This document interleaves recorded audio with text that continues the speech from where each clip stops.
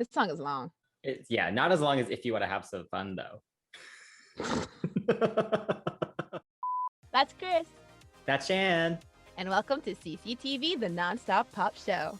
And today we are celebrating the 25th anniversary of Wannabe by the Spice Girls and discussing the much anticipated release of Feed Your Love.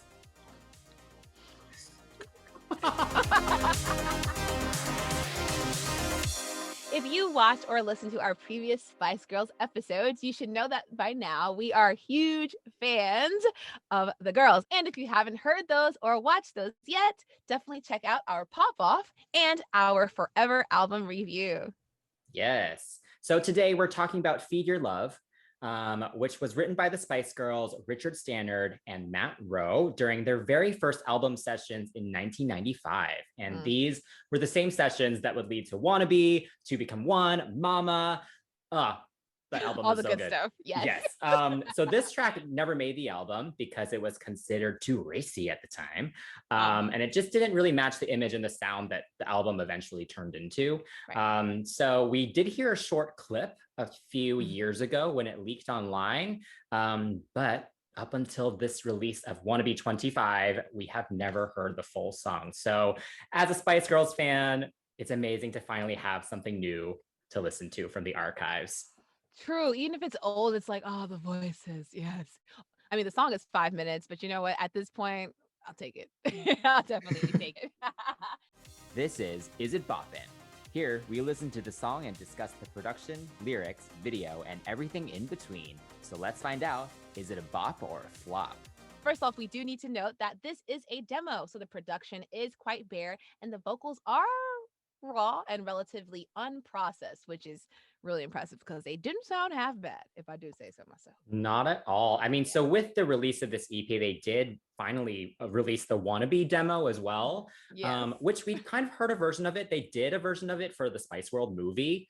But to actually hear the real demo, it's so cute. But it's the same thing. Like, you can hear that the production is very bare. The vocals are completely unprocessed. So it's actually really fun to hear that. I feel like you wouldn't really get that with a lot of songs now. Like, they kind of go in and immediately all the vocals and stuff are processed. So I agree. I think that's what makes it charming, because knowing what you know now about them is like, wow, they became such a huge group, but did they know while in that room? You know, it's like, you know how people are like, yeah, this is a hit, man. It's a hit. Where they're like, this is gonna smash the record. This is gonna be amazing. You don't know what the conversation. You don't know the conversation that were had. But honestly, if I were in the room and we came up with, if we were sitting there busting out all these songs, I'd sit there and be like, girls, we're gonna be freaking icons. Like, how does the conversation go for this, right? But yeah, you know, this song I think it was good for the most part. Definitely a little bit more R&B than for sure.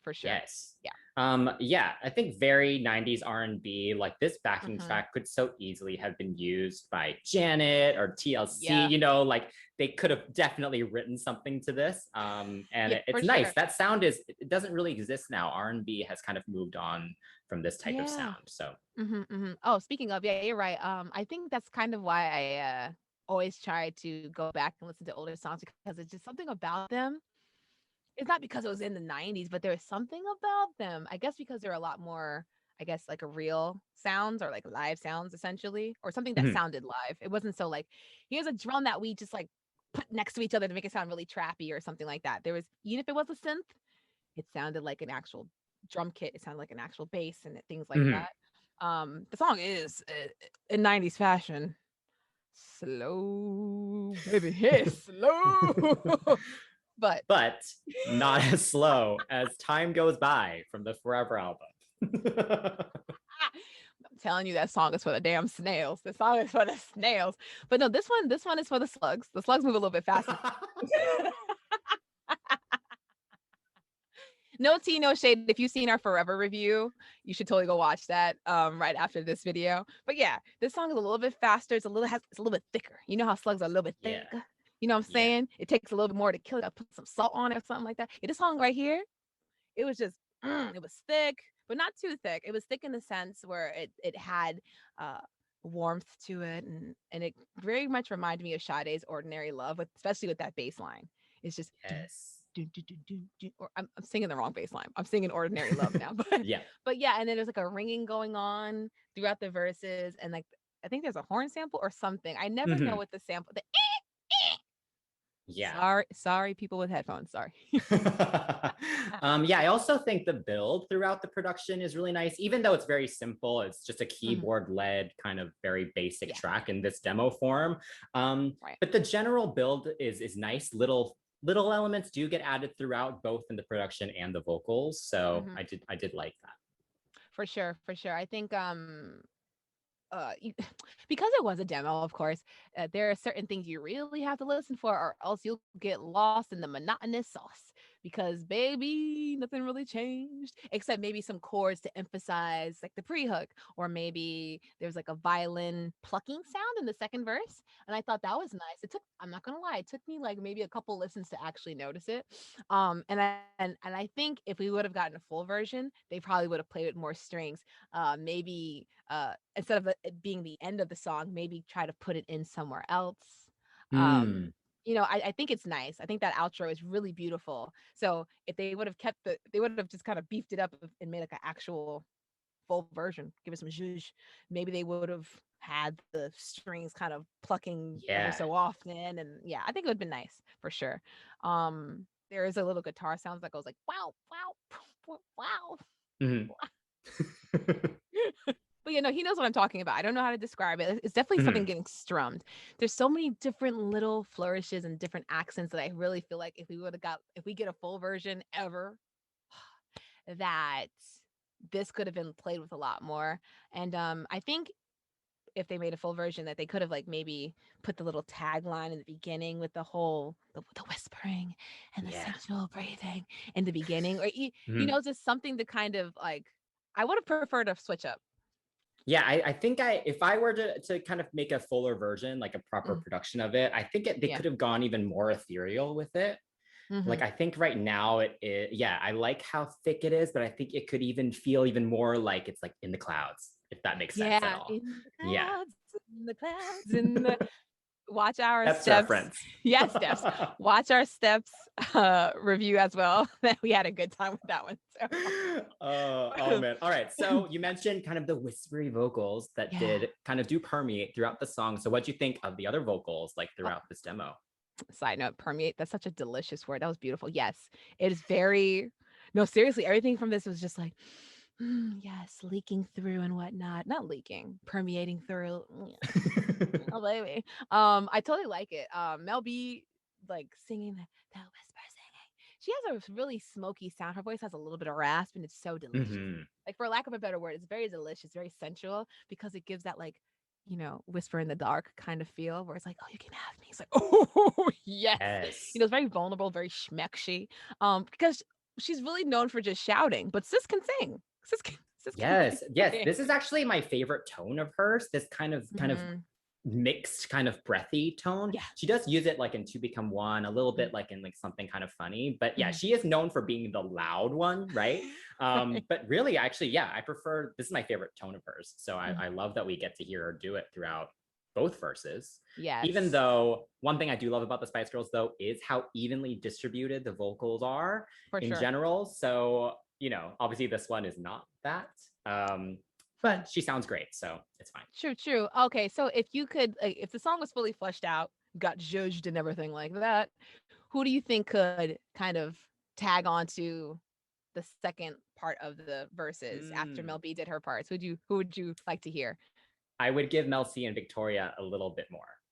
Yeah. I Yeah, think I think yeah. I love Victoria's little line. She has a couple little lines within the chorus and she Little, sounds great. She she sounds does. great. She has such a good tone for this type of song. It's like she just has a Yeah. naturally sultry sound to her voice. Mm-hmm. So I think it Totally. fits this type of thing. So I think she deserves some more time to shine. I also think we Yeah. mentioned in the Forever review that I think Mel C has a great sound for R&B that she Oh, doesn't yes, you really did. do Yeah. that often. And Right. so again, I think here she you can hear she's just kind of blended with Emma within the chorus, Yeah. but Yeah. she could have given her she could have gotten a couple lines too. Just Yeah, just a little bit. And speaking of like yeah. the chorus part, there are so many just really nice harmonies and ad libs that are there. Oh man, I mean, uh, the best thing about like the 90s harmonies was that they thought, okay, we need some low tones. Let's get some altos in here. They actually thought about it. Like, especially with Mm-hmm. larger groups, they considered stacking it wasn't like, oh, two of you sing the melody, a couple of you sing the harmony, and then one of you struggle at the bottom. Like, you know? Like, no, they actually think about, okay, this layer, that layer, this layer. And then on top of that, when you're Yes. recording, you record like maybe I've had somebody ask me to record like 12 times. That was freaking annoying. But you know, you get like a good like 4 Mm-hmm. of each vocal. That'd be nice. And when it gets mixed, it sounds great. Because you know, altos be holding it down and nobody really does that as much because higher tones do sound better. I get it. Not better, but it's more preferred nowadays. Like no one's Yeah. thinking So it is interesting because obviously on our show we do yeah. review a lot of current K-pop and like more current stuff sometimes as well. Yeah. And yeah, bass tones in general, even in with boys, is missing Mhm. a lot of the time, which I find Mhm. interesting because back in the days, every group had a bass member, and it brings so Yes. much depth to the Yes. song. And yeah, the I harmonies mean, in this are beautiful. I'll make love to you. Not even make love to you. End of the road, baby. Mm. You know that. Yes, every group needs like a Lance bass. You know, we need Yes. that. Yeah, he was very Yeah. We important. need. Yes, he. It. I know. Poor Lance gets played, but Lance was there carrying, not even carrying, holding it down. He was the anchor. Okay. I love that this song is what's the word for it? Very playful as well. Uh, it is very sensual, but something about it is super playful, especially when you get to that bridge. Geri's Whisper Bridge. Yes. I'm giggling through it because it took me a little bit of a while, but I think I've been able to decipher the lyrics. And so but before I get into that, do you want to add anything? Well, I just want to say that Uh-huh. it's very quiet, and Extremely. I definitely had no idea what she was saying, and I was laughing because I went on like Genius and AZ Lyrics. Yeah, no, people just left that part blank. It doesn't exist. So Shan has attempted to translate it, and you know, if we can edit it, we'll submit it to Genius and AZ Lyrics right after this. Yeah. Introducing our newest segment on the show, Shansetta Stone. All right, so please give us your rendition of Geri's bridge. My rough translation. So I want to share my secret. Promise you can keep it. It'll be no, I'll be good to you. Anything you want me to do. You like it, huh? I want to give you a piece of my cherry pie. Either she's saying like your discovery or let you discover it. Something inside of me is yearning for desire to take me higher or something like that. I mean, if I would have read it with a British accent, I think certain, oh, thank you. Thank you for the claps. Thank you. I think it would have made more sense. But yeah, I think because of her accent, there are certain syllables and certain, you know, notes that sound like, you like it. You like it, huh? She did something. And I was like, you want a piece of my cherry pie? I'm not I'm not Not making accent. I'm not making fun of the accent. I'm laughing at myself before anyone Yeah, tries yeah. to drag me. But yeah, no, there were certain sounds I heard and I'm like, baby, what are you saying? And then I realized that her accent was adding the certain sounds that may Mm-hmm. sound like a different word, but it may not be. But yeah, I want to extend this challenge. This challenge ain't gonna go nowhere. But I'm gonna give it this. I'm gonna call it the Feed Your Love 25 challenge. Okay, I want someone without splicing the the audio from the production. I want you to tell me what you think you hear in the comments below. Okay, tell us what you think you hear in the comments below because we want to know what's being said and we want to compare A/B Mm-hmm. copy this situation because I want to see if it's what I think it is because that cherry pie line stood out to me the most. For sure. Yes. We love a Yes. cherry analogy. Everyone loves the cherry analogy. We love it. We do. I mean, so after all this talk about the lyrics being Mhm. too rude and racy for their Yeah. audience, I expected this whole song to be so much dirtier than it is. Right. And it's really not that much more suggestive than some of the tracks that did make the album. But I guess Geri's bridge is probably the dirtiest part. Yeah. But the way they Yeah. mixed it, if I was a kid, right when I was a kid, like I would have no idea what she was saying anyway. Like, and she'd be like, "Oh, cherry pie," Feed, you know. So feed your love. They're like feed your loving over her whisper. Anyway, she's like whisper, whisper, whisper, cherry pie. Feed your love. yes, the backing vocals are quite loud for sure. Which is weird. Yeah. Well, what did you think of the other rest of the lyrics? Oh, the lyrics are definitely interesting because it is a little sentimental, but I found it to be, the whole conversation about like, having equal kind of equal engagement between men and women, right? Like if a man was like, I know you want it, it's different than a woman saying, oh yeah, I know you want this, right? So this song, she was saying like, giving me your love will show me how much you care. You know what I'm saying? So I guess like back then that was kind of normal to say like, giving him something that he can feel. Like that song kind of has that expression like, like I love you and you love me, so show me like I want to feel how much you love me. So it's okay and it makes sense, but it kind of gave me that little bit of a vibe where in the chorus it sounded a lot more urgent than it did Yes. in the verses. The verses are like, oh, he loves me. Yeah. Yeah, the verses are actually more romantic, I think, than they are sexual. I mean, they are sexual, but like in a romantic way. So yeah, I definitely was expecting it to be way dirtier. So I'm a little let down by that, since after this years of us hearing about this song being too dirty. This taboo song, like, I yeah. want to eat your sausage, come eat my cake. Didn't go there. Didn't Like go there. I mean, with the title "Feed Your Love," I'm thinking like food analogies. I was like, "Feed your love, girl, honey, honey." I would have called it "Feed My Love." Like, if it was as dirty as I thought it was, I would have been like, "Feed my love," because things are going in, not. Okay, so we got the cherry pie. We got the cherry pie as the food analogy. All right, so what is your final rating for this song?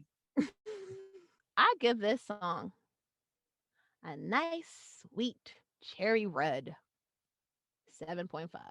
Oh, okay. I mean, it's not terrible, right? Comparatively to like Naked, what that became, and then like To Become One with the whole put it on, put it on. Yeah.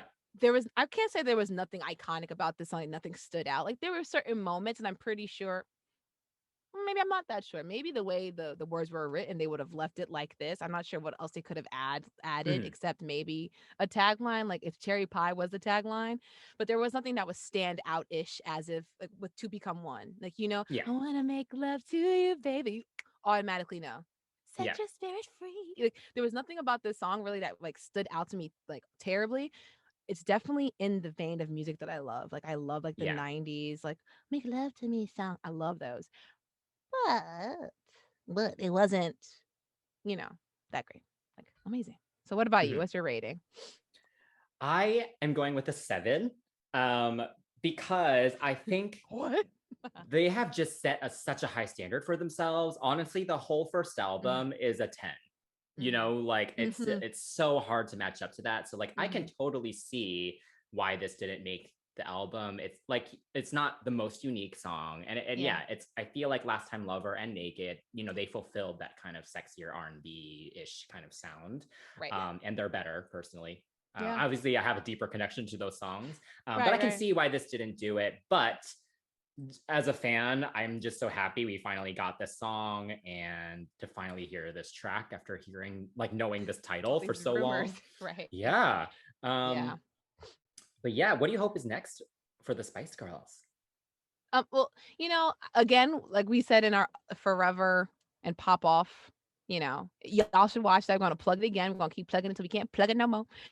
Watch those, because we were mentioning how like if they do get a chance to get back together and do a little something. I want to know if they would revisit some older songs, because there are songs of mine that I'm like, oh God, I would totally redo that, give it a remix. I'm not saying make it sound like 2020. I'm saying go back, change some vocals, add some more instruments, that kind of thing. Or hopefully they do something, a little bit more fun and maybe redo another R&B album, because this song here, I think Forever should have taken some notes from this song, because they've done it before, the R&B thing. So, I mean, it'd be nice to kind of maybe get like a cute little R&B situation from them. But yeah, I mean, at this point, I'll take whatever I can get, because there's no girl group like this, like East or Western speaking. It's just that just had this kind of energy, like that I'm disattached to. So I'll take anything I can get. What about you?